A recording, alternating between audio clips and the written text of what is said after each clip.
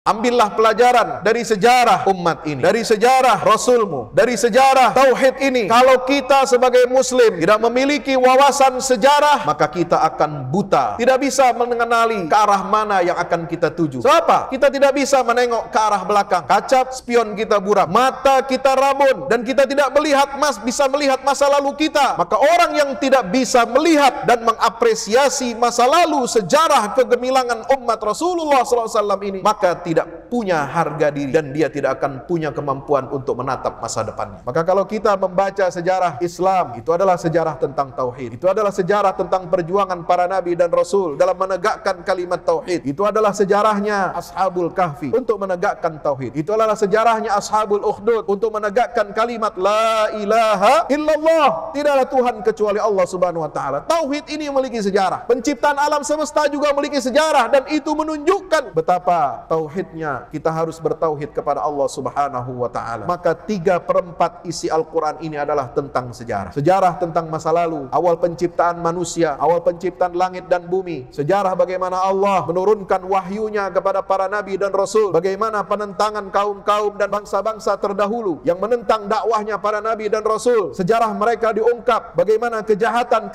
dan kekejian mereka menentang risalah Islam ini diungkap untuk menjadi apa? Menjadi pelajaran dan ibrah bagi kita semuanya. Saudaraku kaum muslimin dirahmati Allah Subhanahu wa taala, maka itulah penting bagi kita umat Islam ini menguasai dan memahami sejarah. Maka para ulama yang disebut dengan ulama dari zaman dulu, zaman salaf maupun zaman khalaf sampai abad kontemporer kita sekarang ini, ulama-ulama besar itu bukan hanya menguasai tentang ilmu akidah, bukan hanya menguasai ilmu tentang tafsir Al-Quran, bukan hanya tentang hadis, bukan hanya tentang fikih, usul fikih, tapi ulama-ulama kita dulu juga banyak yang menulis tentang sejarah. Bagaimana Imam At-Tabari, bagaimana Imam Ibnu Katsir, bagaimana Imam Ibnul Athir, bagaimana Imam Ibnul Hajar Al-Asqalani, bahkan sampai di zaman modern, bagaimana Said Rashid Ridha, dan juga di Indonesia Hamka menulis buku tentang sejarah umat Islam 1000 lebih halaman. Sejarah umat Islam ini tidak boleh kita abaikan. Kita harus tahu, kita harus baca. Maka musuh-musuh Islam, mereka yang benci kepada Islam, yang fobia kepada Islam, yang hari ini melancarkan aksi-aksi Islamofobia di seluruh penjuru dunia, mereka sengaja untuk mengaburkan sejarah Islam. Sejarah Islam yang gemilang ditulis ulang, direkayasa, dibuat hancur dan rusak.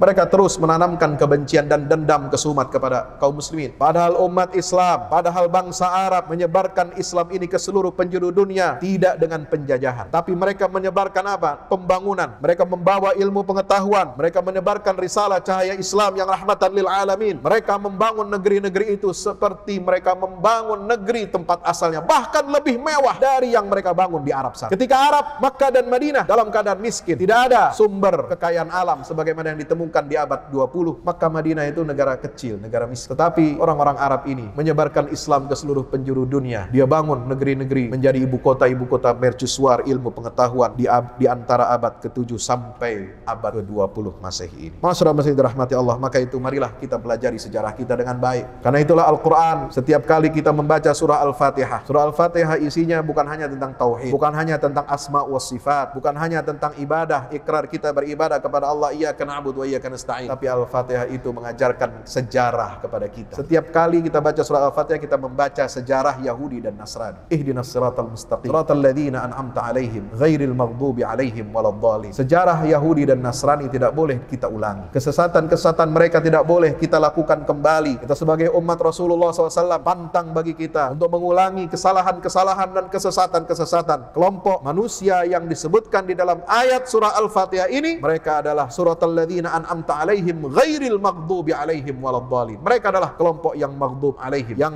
dimurkai oleh Allah Subhanahu wa taala, dan bukan pula kelompok manusia yang ad-dallin, mereka yang tersesat dari jalan Allah Subhanahu wa taala.